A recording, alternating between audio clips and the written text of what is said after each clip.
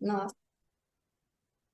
Olá a todos, estamos aqui mais uma vez no nosso bate-papo aos tio Z, trazendo uma pessoa muito querida, uma amiga de muitos anos, colega psicanalista da SPRJ, que vai trazer para vocês uma experiência muito ampla, de um trabalho muito interessante, e ela vai contar depois, e desse formato que ela criou, é quase uma proposta muito nova, né, de ter somado duas linhas teóricas e desenvolvido três linhas teóricas e desenvolvido um trabalho clínico, teórico e de formação. Só para contextualizar, Loris Levy é mestre em psicologia na PUC-Rio, terapeuta de família e casal, na ATF Rio e Abratef, psicodramatista da Delfos, FEBAP. FEBRAP, isso. Isso. Autora de livros e artigos publicados em revistas especializadas e diretora, professora e supervisora da Integrar Indivíduo, Família e Sociedade. Que tem 15 anos esse ano, que fez 15 anos esse Que ano. maravilha! Isso, Então, diante de toda essa experiência, né, toda essa formação tão ampla, eu trouxe Loris para falar um pouco sobre como é que essa experiência de trabalho dinâmico com as famílias, né, de poder ter acompanhado alguns anos, algumas famílias, alguns casais, alguns filhos, alguns idosos, e poder dar um panorama sobre a questão dessa evolução, a evolução onde o sujeito começa, né, com seus 50 anos, diante de uma percepção de estou diferente do que eu tinha 40, e eu olho para os lados e vejo meus pais também envelhecendo, meus amigos, meus parentes, e eu começo a sentir que tem alguma coisa que eu começo a ser convocado. Eu me sinto convocado a pensar, eu, minha esposa, meus filhos, todos que estão envolvidos, porque é um sistema que começa a ser mexido, né? Um sistema que começa a ter um certo movimento em relação a essa evolução cronológica, né? E evolução também dos tempos, porque estamos diante de grandes modificações nessa contemporaneidade, né? Diante da pandemia, tivemos umas questões muito sérias, né, onde as famílias se recolheram, ficaram dentro de casa, estiveram já num outro contexto de ter que conviver todos no mesmo ambiente e também distante, talvez, dos queridos que não podiam ser conectados, as pessoas não podiam visitar, as pessoas não podiam estar próximas. Então, tudo isso trouxe para o mundo inteiro uma mudança muito radical em relação a todo um trabalho de relacionamento parental, né, em relação às preocupações e deveres e coisas que vão surgindo, né, dentro das famílias. Então, eu queria pedir para a Loris trazer um pouco esse panorama e nós vamos seguindo conforme vamos trazendo essas questões aqui. Por favor, Loris. Muito bom que você falou, porque me aqueceu uma coisa muito interessante, que tem a ver com a contemporaneidade, que é isso que você falou, pandemia, novos tempos, e com uma coisa que é definitiva e sempre existiu, é o ciclo vital. A gente nasce, a gente cresce, a gente envelhece e a gente morre. Isso em qualquer lugar do mundo, em qualquer tempo. Isso é do humano e não tem como fugir. Agora, o que tem é que tem uma grande mudança. Então, se antigamente as famílias moravam todas juntas e aí era natural ter 3, 4 gerações na mesma casa, hoje o número de pessoas que mora sozinha é imenso, é muito grande. E os idosos hoje trabalham muito mais tempo, estão lúcidos muito mais tempo. Mas acontece que, de repente, alguém de 60 anos percebe que viajou muito, trabalhou muito e está cansado. E se pergunta como é que eu estou cansado? Eu nunca fiquei cansada. Então, eu brinco muito dizendo que é como se estivesse no limbo. Em vez de envelhecer aos poucos, parece que, de repente, percebe que o corpo quer outra coisa, que a cabeça quer outra coisa. E é difícil para o próprio idoso se dar conta dos seus próprios limites, de perceber que eu não posso mais fazer o que eu fazia antes. Eu não posso aceitar todos os convites, eu não posso ir a todos os lugares, eu não posso, eu tenho que escolher. Eu tenho que poupar a minha energia. Então, concomitante a isso, é óbvio que a família, os filhos, os cuidadores, também custam a reconhecer. Se meu pai e minha mãe sempre foram meus heróis, sempre foram maravilhosos, fazendo tudo muito bem, quando uma mãe ou um pai começa a cambalear, dizendo: não, filho, não posso ir aí porque eu não estou dirigindo, como assim? Pega o táxi, vem. Mas quando você diz, mas eu não estou enxergando como eu enxergava, não, não é possível. Então, é uma mexida de homeostase que aparentemente vem em dose homeopática, mas que um dia se instala, entende? Sim, sim, entendo. Então, eu não sei se você quer perguntar mais alguma coisa, porque o que eu percebo é isso. Você tem filhos que têm dificuldades de perceber que os pais estão idosos, que eles têm necessidade que não tinham, que não são mais os mesmos heróis, mesmo que os amem muito, muito, muito. Sim. Não é desamor. É simplesmente, se o próprio idoso não percebe que ele envelheceu, imagina o entorno. Sim. Então, o que eu tenho visto nos meus atendimentos é realmente alguns filhos que percebem de um dia para o outro que a mãe, que era professora de faculdade, jogando bridge, viajando, casada, feliz com o pai, de repente tem Alzheimer. É verdade. E os filhos continuam cuidando com o maior carinho, como se não tivesse nada. É importante que os filhos se deem conta disso, porque Sim. quanto mais os filhos demorarem a se dar conta, mais todo mundo sofre. Tanto os filhos de não ter o retorno que queriam, quanto os pais que se sentem um pouco mais dependentes e ficam um pouco assustados dessa dependência e se perguntando: eu vou poder contar com eles?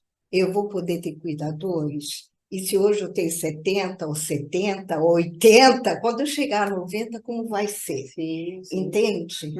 A longevidade está muito extensa, né? Temos grandes faixas, né, de tempo Exato, ainda exato, para poder imaginar que exato. 70 ainda é o início de um envelhecimento, né, Exato. para algumas pessoas. Então, aquela primeira visão, né, que você traz, né, tanto para o pai ou para os parentes quanto para os filhos, é o passo número 1, né, que nós Isso, chamamos, né? isso, Porque em seguida vão começar a ter movimentos familiares, algumas coisas vão acontecer, porque isso. vão ser demandadas coisas e situações, estratégias e Exato, pensar em soluções. exato, Soluções, o que fazer, já exato. que estou percebendo e que mesmo que haja uma certa negação, eu tenho que assumir essa responsabilidade no sentido de que,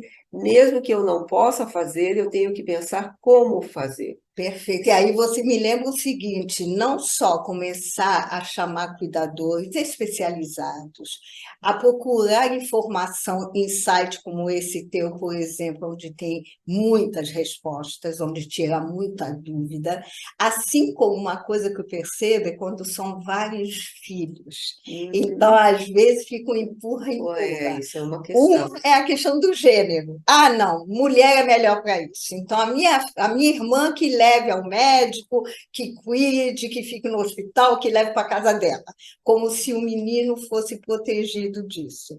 E a gente, nessa visão mais sistêmica, a gente que o justo é que sim, cada um tem um pouquinho da responsabilidade.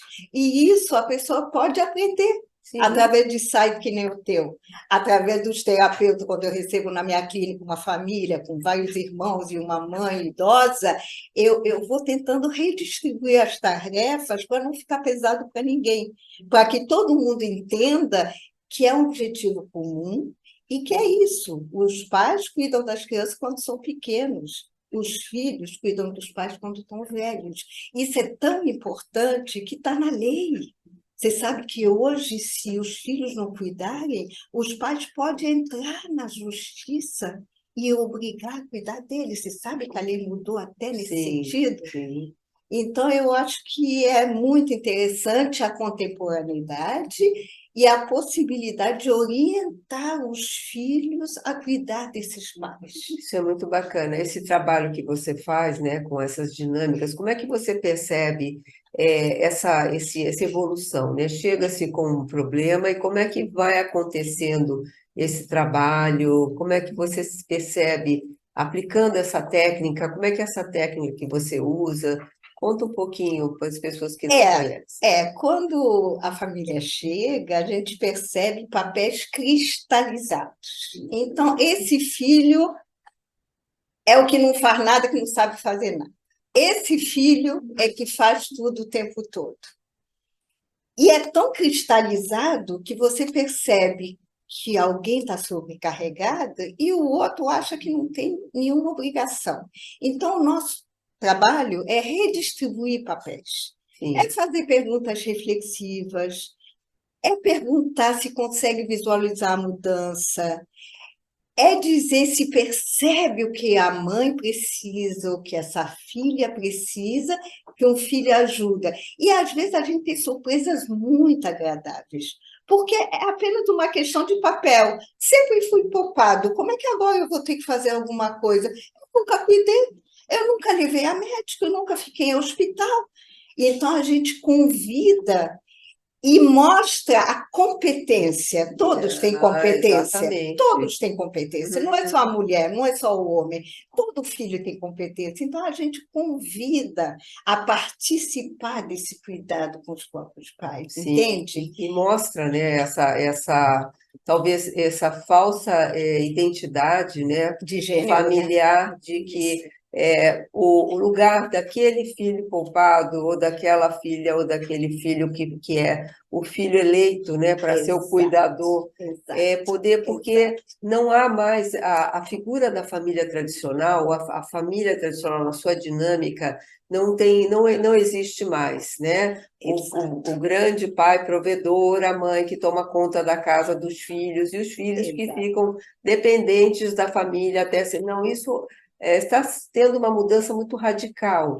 Essa exato, questão de gênero também, sobre quem faz coisas femininas ou masculinas, né? E sobre a questão da relação também da autoridade, né? Os filhos se sentem mais à vontade para falar mais de igual para igual com os pais, podendo serem adultos e conversar com os pais como adultos, e não como filhos pequenos. Então, sair desses papéis mais, vamos dizer assim, internalizados, para se colocar como pessoas, cidadãos capazes ou que estão ali atualizados com o que tem que se fazer com a longevidade, entender como é que as coisas têm sido apresentadas, né, sobre quais são as alternativas que nós teríamos. Uma residência bacana, onde tem bastante coisas para os adultos, para os idosos fazerem, um lugar que ele possa ir num clube, onde ele tem uma atividade, um grupo de amigos, né, coisas mais atuais que todo mundo pode compartilhar e sair um pouco daquela coisa da imobilidade do eu não posso fazer nada. Não, eu posso entrar, sim, como adulto e começar a pensar junto, e eu sei, quer dizer, nós sabemos que as doenças ou as degenerações ou as involuções, né, das doenças, né, ou as evoluções, fazem com que a gente imagine que o cuidado é a longo prazo, né? Então, isso também, queria desfazer desse mito, né, de que eu só vou resolver, vou arrumar um cuidador e depois eu vou colocar no centro-dia ou vou colocar numa residência e tô bem, está resolvido. Não, é algo que é um trabalho de longo prazo, onde vão acontecer muitas coisas. E aí os terapeutas estão justamente abertos a receber todas essas, vamos dizer assim, conflitos que vão surgindo no decorrer do tempo, porque o tempo continua, é mais 5 anos, é mais 10 anos. Então, acho que os terapeutas, principalmente de família, estão muito, vamos dizer assim, demandados para esta necessidade. Não é só uma questão do problema do idoso, é uma questão do como nós nos sentimos diante de tudo isso que está acontecendo com o envelhecimento. Como é que você vê isso?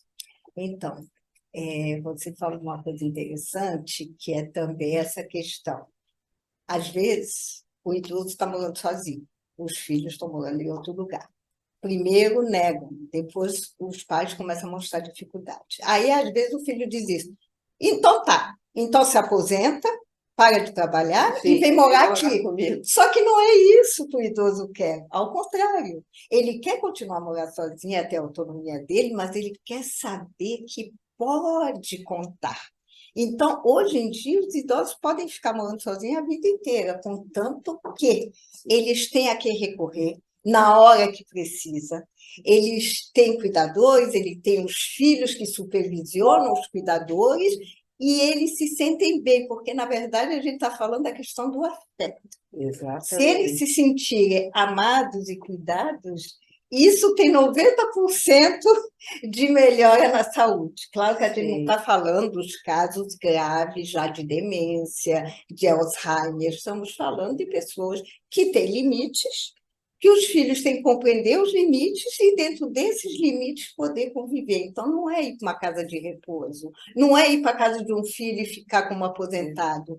É ao contrário, é continuar com a qualidade de vida, Sim, sabendo que existe uma rede de apoio. sim, Entende? sim, eu acho isso fundamental. Você falou a coisa mais importante, que é resgatar esse afeto, essa relação de amor, mesmo que tenha sido uma formação, quer dizer, inicial não muito bem sucedida, né? Porque os pais não são perfeitos, vão acontecer problemas.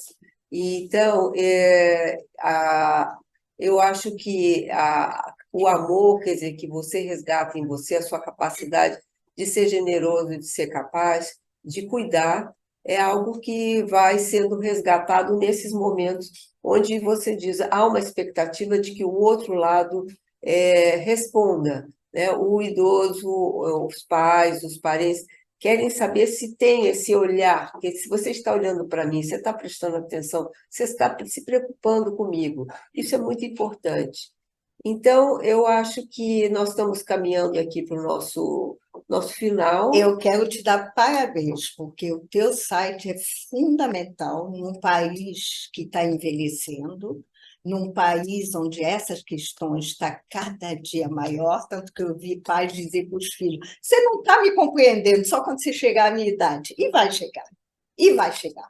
O Brasil é um país que está envelhecendo. Então, olha, parabéns para você, Para nós, né? parabéns para o site, esse site podendo responder a hora que quiser, poder tirar dúvida, poder ajudar é fundamental, porque eu acho que a maior angústia é tanto o idoso estar mal e não saber a quem recorrer, quanto os cuidadores e os filhos que não sabem o que fazer. Sim. Então, olha, palmas para você, site Muito maravilhoso. obrigada. Eu que agradeço você. Foi um Como prazer. eu falo, nós trabalhamos em rede. Isso aí. Nosso trabalho é junto com todos os nossos amigos, colegas, que querem ajudar a montar essa rede de consultores. Então, você é mais uma consultora na nossa rede de profissionais que vai estar presente nas respostas que vocês vão trazer aqui, né? Como disse a Loris, o nosso site é o canal das perguntas e nós, profissionais da área, tanto de saúde mental quanto a parte de terapêuticas, né? As fonos e fisioterapias, toda essa rede de profissionais fica à disposição dentro da Austil Z para atender as perguntas e as dúvidas que vão surgindo. Então, muito obrigado a todos que estiveram aqui. Parabéns a você. E até a próxima. Foi um prazer estar aqui.